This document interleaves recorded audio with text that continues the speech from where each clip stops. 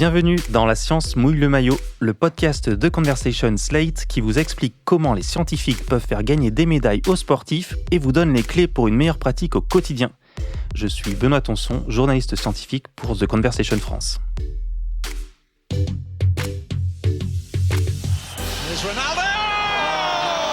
Oui, pour Ribéry qui va arriver devant Casillas. Vas-y mon petit! Pas ça Zinedine. You cannot be serious. José Pérez doit faire son effort et elle le fait. Air France, Victor Wembanyama. Frisson Thierry. Ménal, Laure Manodou est une extraterrestre. Raphaël, Nadal semble éternel. L'équipe de France est championne du monde en battant le Brésil.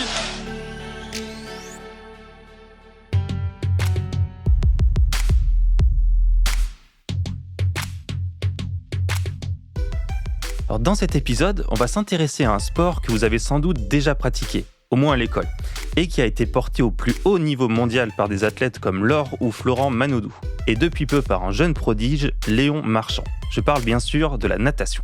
Alors pour gagner la médaille d'or, il faut arriver le jour J dans les meilleures conditions. Avoir donc la meilleure condition physique possible, donc s'être énormément entraîné, mais il ne faut pas non plus arriver trop fatigué avant la course.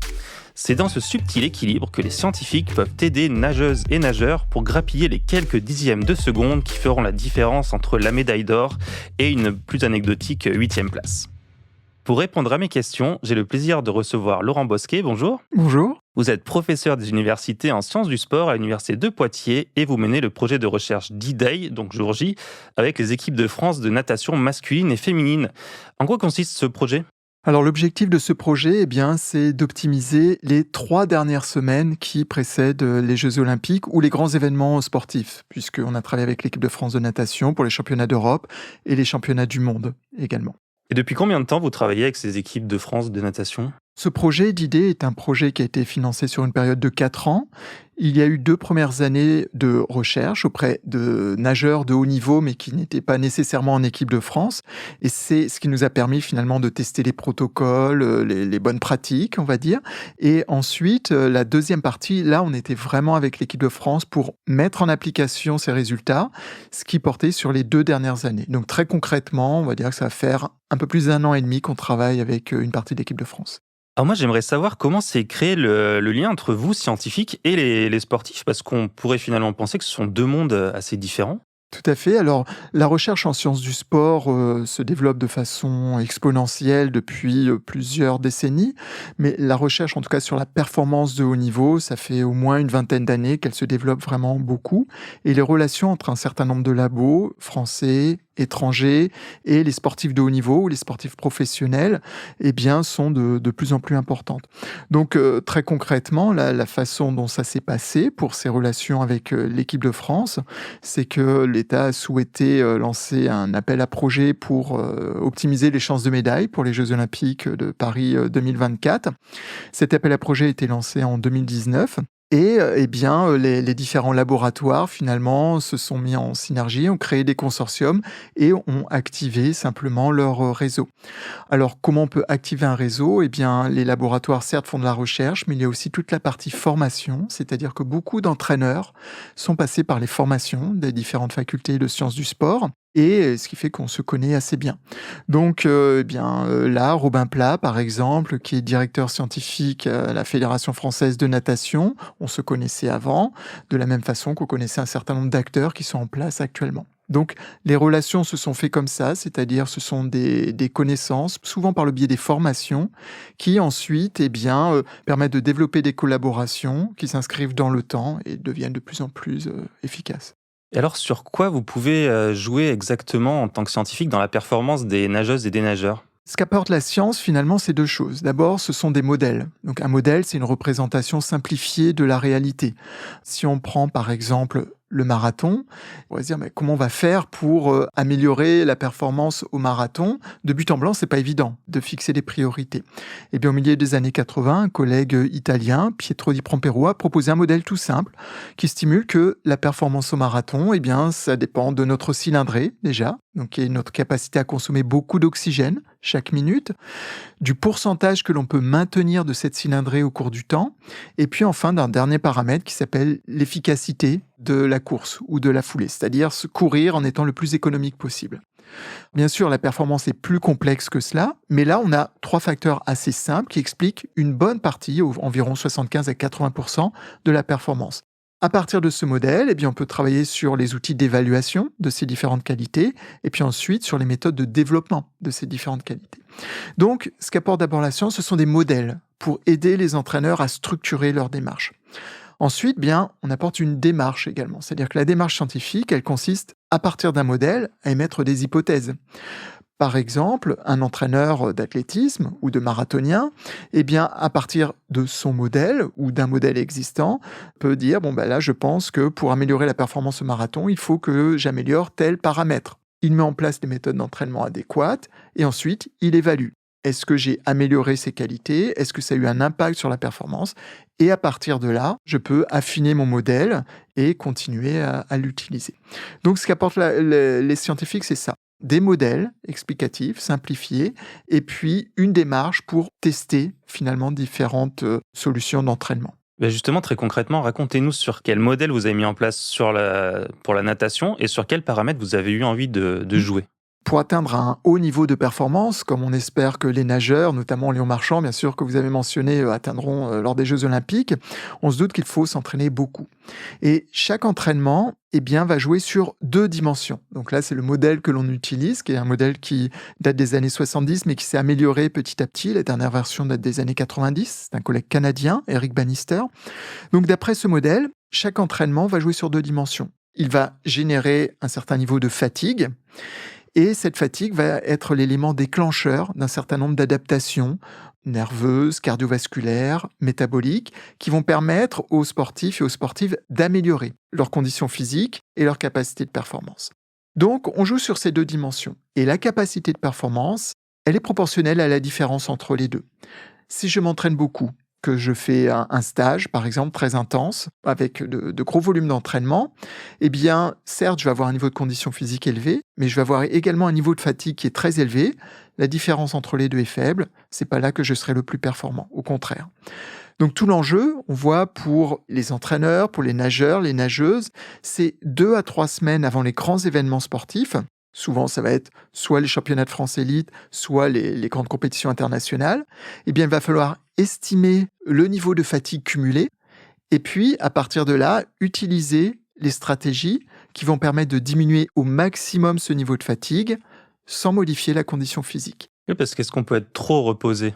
On peut être trop reposé, effectivement. C'est-à-dire que pour maintenir ce niveau de condition physique, il faut quand même un minimum de fatigue. Pas trop, parce que l'objectif, ça n'est plus de développer les qualités physiques, mais c'est les maintenir. Donc, si on arrête de s'entraîner, là, on n'aura pas d'effet bénéfique sur la performance, mais au contraire, on va faire face à un processus qu'on appelle le désentraînement, où on va perdre nos adaptations. Et justement, d'après vos modèles, quel gain on peut espérer avoir en termes de performance en ayant justement cet affûtage parfait? Alors, une des stratégies effectivement qui est la plus utilisée, c'est ce qu'on appelle l'affûtage pour diminuer la fatigue. Donc, on peut jouer sur la dose, la quantité d'entraînement. On peut jouer sur d'autres paramètres qui concernent les méthodes de récupération dont on pourra reparler après. En ce qui concerne la dose d'entraînement, on a publié il y a quelques années une méta-analyse, donc qui est une revue de tout ce qui a été publié sur ce thème. Et la stratégie optimale, c'était une diminution du volume d'entraînement essentiellement, donc de la quantité d'environ 50% pendant 2 semaines, tout en maintenant l'intensité. Donc on s'entraîne 2 fois moins, mais en maintenant l'intensité, parce que c'est cette intensité qui permet justement de maintenir la condition physique. Donc 2 fois moins en termes de durée. On passe très concrètement, en nageur professionnel, il passe de quelle durée à quelle durée d'entraînement par jour, par semaine? Ça peut être 20 heures, des fois ça peut être plus, mais imaginons qu'on s'entraîne habituellement 20 heures, là on va s'entraîner pendant 10 heures. Mais à la même intensité pour maintenir les adaptations, et le gain de performance auquel on peut s'attendre, en moyenne, il est de l'ordre de 2%. Alors ce chiffre de 2%, ça peut sembler très faible au regard de l'implication des athlètes et de votre travail. Et pourtant, souvenez-vous, c'était en 2012. Zahachai débloque avec un départ énorme de Florent Manodou. Cullen Jones, c'est l'Américain qui revient entre les deux jaunes. Florent Manodou, bras tendu, et Laure Manodou qui encourage encore. Florent Manodou qui est toujours devant avec Cullen Jones qui revient, César Cielo derrière. Florent Manodou peut-être pour un exploit. Allez Florent, c'est maintenant. Florent Manodou, il va. Un champion. Oh la sensation, incroyable, coup de tonnerre. Manodou est alors, ça n'est pas Laure Manodou, c'est Florent Manodou. Incroyable sensation. Le petit frère s'est fait un prénom. Florent Manodou, champion olympique. On vient de revivre le sacre olympique de Florent Manodou sur 50 mètres aux JO de Londres en 2012, c'était sur France Télévisions. Son temps, 21 secondes 34, celui du deuxième, 21 secondes 54. Donc finalement, avec cet exemple, on voit que la différence entre le premier et le deuxième, on n'est même pas sur du 1%. Tout à fait. Et des fois, ça peut même être moins. Si on pense à la course d'Alain Bernard, lorsqu'il a été champion olympique, la différence entre le premier et le deuxième, c'était moins de 0,5%. Donc, à très haut niveau, de petites différences de moins de 1% peuvent avoir un impact majeur sur la carrière d'un sportif ou d'une sportive. Donc, quand on voit qu'avec l'affûtage, on peut obtenir jusqu'à 2% tout en s'entraînant moins, on voit tout l'intérêt finalement de cette stratégie. Et alors, concrètement, comment vous y prenez avec donc une nageuse ou un nageur de très haut niveau pour grappiller ces 2%? Le gros du travail, bien sûr, il incombe à l'entraîneur au quotidien. Nous, on est là pour accompagner, mais le véritable artisan de leur réussite, c'est l'entraîneur et puis peut-être un staff un peu plus proche avec notamment le kiné, le médecin, etc. Néanmoins, nous, la façon dont on fonctionne lorsqu'on accompagne ces nageurs et ces nageuses, c'est que 2 à 3 semaines avant les grands événements, on établit leur profil, leur fatigue. On a développé un dispositif qui a maintenant une application interne au laboratoire. Et à partir de là, à partir de paramètres issus, nous renseignant par exemple sur le sommeil, sur l'anxiété, sur leur profil cardiovasculaire, sur leur profil neuromusculaire, ça nous permet d'estimer ce niveau de fatigue cumulé. On a plusieurs catégories. Et à partir de là, eh bien, on va individualiser les démarches proposées. Et justement, sur la fatigue, finalement, est-ce qu'on joue que sur la qualité du sommeil, par exemple ? Il y a plusieurs piliers pour la récupération.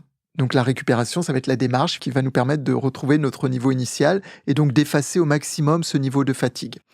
Donc il y en a un dans ces principaux piliers qui concerne la dose d'entraînement, on en a parlé avec l'affûtage.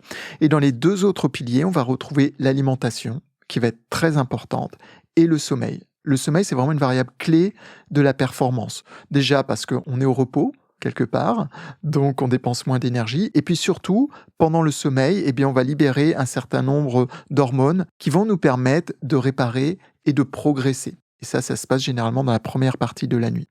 Donc le sommeil joue un rôle vraiment très important. Il fait partie des 3 principaux piliers, mais il y a bien d'autres éléments également sur lesquels on peut jouer, qui peuvent être liés à la récupération neuromusculaire, à d'autres aspects, psychologiques également, etc. Et comment on améliore le sommeil d'un athlète ? On lui dit d'aller se coucher plus tôt ? Ça peut faire partie des stratégies. Nous, on a joué sur plusieurs dimensions. L'éducation, effectivement. Donc, on a validé un cycle d'éducation au sommeil avec des joueurs de rugby professionnels, c'était les joueurs du Stade Rochelet, avec les nageurs de l'équipe de France, qui constitue en un cycle de 3 séances, où il y a une première partie, certes, où il y a des généralités sur le sommeil. On évalue leur sommeil sur plusieurs nuits. Ils apprennent à faire la sieste, par exemple. Ensuite, eh bien, donc là, c'est une partie de groupe. Et ensuite, il y a des parties individuelles, c'est-à-dire qu'à partir de l'évaluation, eh bien, on leur fait un retour individuel sur leurs caractéristiques de sommeil. Et puis, à partir de là, ils ont également une sensibilisation à toutes les stratégies qui peuvent permettre d'améliorer ce sommeil. Donc ça, c'est la partie éducation. Ensuite, nous, ce que l'on a développé, ce sont essentiellement des stratégies qui jouent sur le froid. Pourquoi ? Parce que pour s'endormir, il faut 3 conditions. La première condition, c'est déjà avoir ce qu'on appelle une pression de sommeil. Donc, si on ne fait rien pendant sa journée, c'est sûr qu'on n'aura pas forcément envie de dormir. Ensuite, il faut la libération d'une hormone qui s'appelle la mélatonine.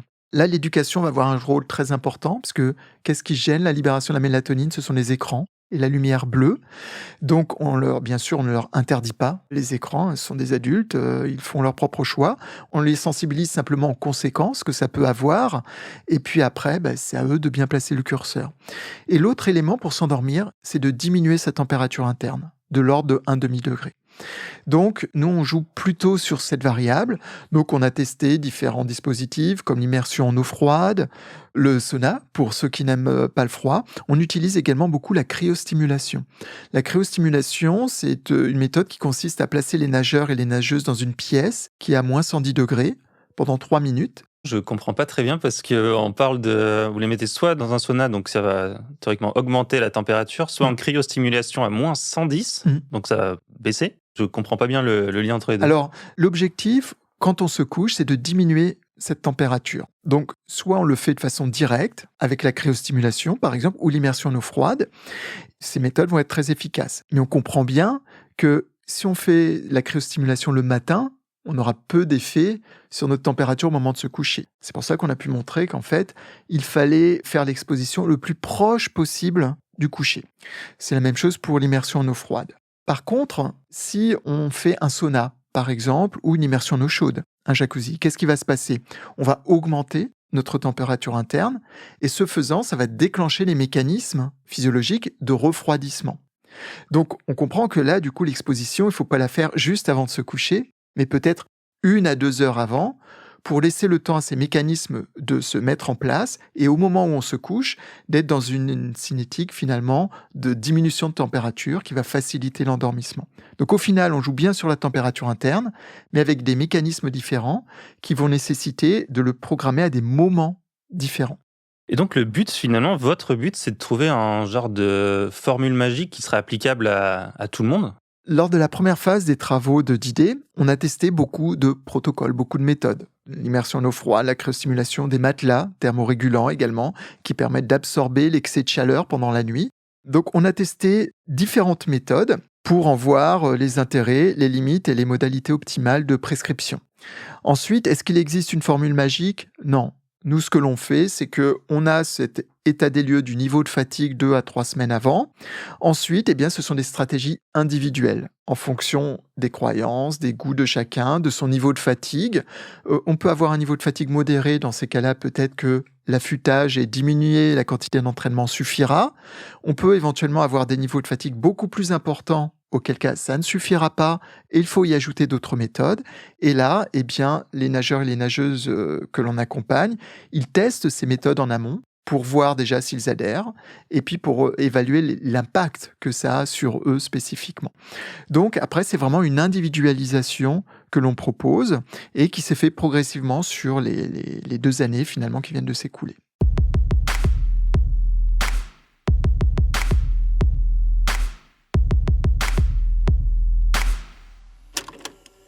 Pour optimiser l'affûtage, un premier objectif.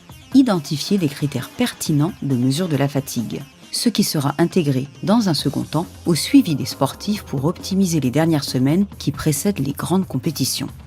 Durant 2 ans, l'équipe de chercheurs suit près de 200 nageurs de toute la France, dont 10 jeunes de Poitiers. Je vais avoir 17 ans dans pas longtemps et je suis en terminale. Là, je nage au stade Poitevin depuis 3 ans, depuis la seconde. Du coup, je m'entraîne 15 heures par semaine. Enfin, je trouvais ça super intéressant. Tout ce qu'on a fait pendant 1 an, en gros, c'était savoir si on était un nageur fatigué ou pas. Et moi, j'étais pas fatiguée. Laurent Bosquet, on vient d'entendre un extrait d'un reportage du Blob, c'est le média d'Universcience, à propos de vos travaux justement, avec le témoignage d'une jeune nageuse qui s'appelle Emma. Le but de vos travaux, c'est de donner les meilleurs conseils aux athlètes et cela peut passer par des changements dans leur routine de préparation. Est-ce qu'ils sont tous aussi enthousiastes qu'Emma ? Il faut s'imaginer qu'on intervient sur les 2 à 3 semaines avant les grands événements. Et si on se met à la place des nageurs, des nageuses, ce sont des périodes qui sont très très stressantes. Ils jouent des fois leur carrière, à minima leur saison, sur ces événements. Donc, dans les faits, ils ont développé des stratégies par essai-erreur, empiriques, sur les années qui précèdent dans leur carrière, et ils ont confiance dans ces démarches. Donc, comme n'importe qui, une fois qu'on a établi des habitudes fortes, c'est très difficile de changer. Et puis, ça renvoie à des représentations, des croyances, avérées ou pas, peu importe, mais c'est très difficile. Donc non, on ne change pas ses habitudes comme cela. C'est pour ça que dans le projet d'idées, on avait anticipé cela et il y a tout un lot, donc un lot c'est un ensemble d'études, qui concernait l'accompagnement des nageurs et des nageuses pour faciliter l'adoption de ces nouveaux comportements. Donc ce qui nous a permis d'identifier différents profils pour avec chaque profil, avoir des stratégies un peu plus efficaces pour les accompagner justement dans cela. Racontez-nous justement, parce que c'est vrai qu'il y a des fois des superstitions, et puis il y en a avoir dans le sport comme dans d'autres domaines. Donc comment vous accompagnez alors psychologiquement finalement les athlètes ? Par exemple, si on revient sur l'affûtage, sur cette diminution du volume d'entraînement, si on n'en a pas fait l'expérience avant, ou peu l'expérience, eh bien une des représentations, des croyances que l'on va avoir, c'est qu'on va se désentraîner. Certes, on va avoir moins de fatigue, mais surtout, on va avoir une moins bonne condition physique. Ce qui n'est pas le cas du tout. Mais ça peut être une croyance forte. Mais dans ces cas-là, qu'est-ce qui se passe si on a un nageur, une nageuse qui refuse, ou en tout cas chez qui ça va générer beaucoup d'anxiété de diminuer ce volume? Là, il ne faut pas procéder de cette façon, parce qu'il faut que ces athlètes arrivent en pleine possession de leurs moyens, y compris psychologiques, et soient en pleine confiance au moment de l'événement. Dans ces cas-là, si diminuer le volume d'entraînement n'est pas quelque chose d'envisageable, on va expliquer quel est le principe, de diminuer au maximum le niveau de fatigue, et on va présenter les autres stratégies. Donc les autres stratégies, il y a celles qui vont avoir un impact sur le sommeil, il va y avoir la nutrition. Et les nageurs, les nageuses vont comprendre que, c'est pas grave si finalement ils diminuent pas autant leur charge d'entraînement, leur dose d'entraînement, ils vont mettre l'emphase sur d'autres paramètres. Et on peut toujours trouver un équilibre. Finalement, il n'y a pas de formule magique. Il y a un objectif, différentes stratégies, et puis après, au cas par cas, on voit les stratégies les plus efficaces. Et dans la façon de présenter cela aux athlètes, il y a différents profils. Il y a des profils de nageurs, de nageuses qui ont une confiance aveugle dans leur entraîneur, une très très grande confiance. Et si l'entraîneur dit, voilà, on va procéder de cette façon, les nageurs vont adhérer et vont le faire. On a des nageurs qui vont pas fonctionner comme ça. Des nageurs et des nageuses qui, par contre, vont être très influencés par des pairs qui ont du sens. C'est-à-dire, par exemple, un nageur, une nageuse qui est médaillée ou qui a une grande aura. En équipe de France, il y en a un certain nombre. Nous, on a eu la chance finalement de suivre Johan Endoy et Maxime Grousset, qui sont deux nageurs exceptionnels et qui disposent de cette aura. Pour certains nageurs, certaines nageuses, le fait de voir Johan Endoy ou Maxime Grousset utiliser ces méthodes, pour eux, c'est un signe fort. Et puis, ensuite, il y a des profils qui ont besoin de tout comprendre. Donc, ils veulent qu'on leur explique. Une fois qu'ils ont bien compris les avantages, les inconvénients et qu'ils ont vu comment ça s'inscrivait dans leur modèle, il y a besoin de personnes pour les suivre, ils vont le faire. Donc, différents profils et on voit à chaque profil différentes stratégies. Et vous avez pu accompagner tous ces profils ou il y a vraiment certains qui sont complètement réfractaires et avec lesquels vous n'avez pas travaillé ? Tous ces profils, ce sera difficile de vous dire quantitativement combien il y avait de chaque profil, mais très concrètement, on ne travaille pas avec l'ensemble de l'équipe de France. Jaco Verhaeren, le directeur des équipes de France, a souhaité laisser le choix aux entraîneurs et aux nageurs. Et la première fois qu'on a travaillé avec l'équipe de France, c'était pour les championnats d'Europe de Rome. En 2022, on suivait la moitié de l'équipe de France. Pour les Jeux, on ne sait pas encore qui sera qualifié, puisque ça sera aux championnats de France élite, qui auront lieu au mois de juin. Mais pour le moment, on suit peut-être la moitié des potentiels qualifiés. Et au final, peut-être qu'on suivra un tiers de l'équipe de France, dépendant des résultats au championnat de France élite. Mais ça veut dire qu'il y en a peut-être déjà un certain nombre qui soit maîtrisent déjà cette approche et n'ont pas besoin de nous, soit ils ont un modèle de la performance qui joue sur d'autres variables et ne souhaitent pas forcément l'intégrer dans leur modèle et n'ont pas fait appel à nous. Donc concrètement, ceux que l'on encadre globalement, ce sont des personnes qui sont motivées, soit parce que leur entraîneur était motivé, soit parce qu'ils ont vu des pairs, soit parce qu'ils ont compris eux-mêmes l'intérêt que ça pouvait avoir. Et de toute manière, scientifiquement, c'est quand même bien d'avoir aussi des personnes qui n'ont pas suivi vos protocoles pour pouvoir comparer et voir l'efficacité de vos méthodes. Tout à fait. Après, là, pour les Jeux, on n'est plus dans l'étude scientifique, on est dans l'accompagnement individuel, ce qui est très différent. Donc tout à l'heure, quand on entendait Emma et les 200 nageurs, nageuses qui ont participé à la première phase expérimentale, là, c'était vraiment des travaux de recherche avec des tailles d'échantillons calculées, etc. Avec l'équipe de France, on est dans un suivi individuel et généralement, la dernière année avant les Jeux, on ne change plus rien. Dans un cycle olympique, la première année, on teste les nouveautés. Les 2 années suivantes, on les optimise et la dernière année, on ne change plus rien. Là, ceux qui n'ont pas suivi d'idée, si vraiment ils veulent, bien sûr, on va les accueillir avec grand plaisir, mais au début, notre recommandation, ça va peut-être être de ne pas tester des choses qu'ils n'ont pas testées par le passé. Donc, on leur suggérera peut-être pas d'utiliser la cryo ou les méthodes que l'on utilise. Pour finir, j'aimerais qu'on sorte un petit peu du haut niveau parce que finalement tout le monde doit gérer sa fatigue au quotidien. Quel conseil vous pourriez donner aux nageurs du dimanche qui souhaiteraient progresser dans leur pratique ?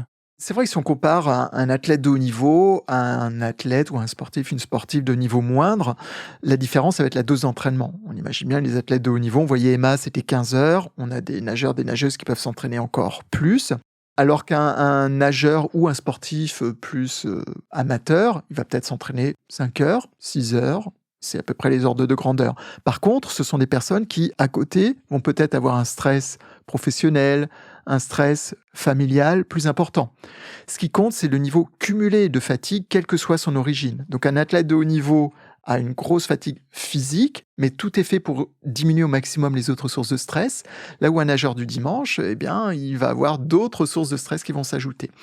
Et l'enjeu, c'est le même. Que l'on souhaite être performant dans notre course du dimanche ou que l'on souhaite être performant au quotidien ou en pleine forme au quotidien, il faut gérer ce compromis entre fatigue, conditions physiques, repos, etc. Donc la démarche s'applique exactement de la même façon. Simplement, il y a des variables sur lesquelles on ne pourra pas jouer avec ces nageurs du dimanche. La vie familiale, on ne va pas extraire un papa, une maman de sa cellule familiale pour mieux dormir. C'est comme ça. Donc on va essayer de trouver d'autres stratégies. Mais voilà, la logique était exactement la même. Et au-delà du sport, est-ce qu'il y a d'autres publics qui peuvent être intéressés par vos recherches et comment ils pourraient s'emparer très concrètement des outils que vous mettez en place ? Ce sont des outils et des démarches que l'on peut appliquer aux personnes qui souffrent de maladies chroniques. Un exemple que l'on peut donner, c'est celui du cancer. Pourquoi ? Parce que les traitements associés au cancer, notamment radiothérapie, chimiothérapie, sont associés à des niveaux de fatigue majeurs. Les professionnels, bien sûr, qui accompagnent ces patients le savent, mais souvent, ils ne s'imaginent pas à quel point c'est un niveau de fatigue important, tout simplement parce que les patients ne s'en plaignent pas. Ils pensent que ça fait partie du processus et ils ne s'en plaignent pas. Donc là, on voit qu'avec les outils qu'on a développés, pour estimer, catégoriser le niveau de fatigue, ils sont tout à fait adaptables à ce type de population. Ensuite, pour diminuer ce niveau de fatigue, une personne qui souffre du cancer, il faut qu'elle fasse de l'activité physique. Et non seulement il faut qu'elle bouge, mais il faut qu'elle bouge à une certaine intensité pour améliorer cette condition physique, puisque c'est l'amélioration de la condition physique qui va faire qu'on va être un peu moins fatigué. Donc, on voit que finalement, on a des personnes qui ont des niveaux de fatigue majeurs et qui, en plus, doivent malgré tout faire de l'activité physique. Donc, le parallèle avec nos sportifs et nos sportifs de haut niveau, il est vraiment très important. Et ce sont des personnes qui vont avoir des perturbations importantes du sommeil, à cause du traitement, et puis aussi, bien sûr, à cause de l'anxiété et éventuellement des dépressions qui peuvent être associées à la maladie. Et donc, toutes les stratégies que l'on peut mettre en place pour améliorer le sommeil, que ce soit l'éducation ou que ce soit vraiment les interventions, s'appliquent également. Alors, concrètement, comment le mettre en œuvre ? Actuellement, on est en train de réfléchir avec une des responsables du pôle oncogériatrie du CHU de Poitiers, le docteur Evelyne Liu, à un programme où l'idée, c'est justement de développer des programmes de promotion des habitudes de vie de façon générale, donc activité physique, nutrition, sommeil, gestion de l'anxiété, tout ce qu'on met en place chez nos sportifs, mais qui est adapté vraiment à ces patients. Et après, on va évaluer l'impact que ça peut avoir. Bien Laurent Bosquet, merci beaucoup pour tous ces éclairages. On comprend bien l'application de vos recherches au-delà du sport. On espère tout de même que grâce à vos travaux, les équipes de France se feront le plein de médailles lors des prochaines compétitions. Je rappelle que vous êtes professeur des universités en sciences du sport à l'université de Poitiers. Si vous souhaitez aller plus loin, nous vous proposons une sélection d'articles dont les liens se trouvent dans la description de cet épisode. Ils sont aussi sur le site de The Conversation France. Moi, je vous dis à bientôt.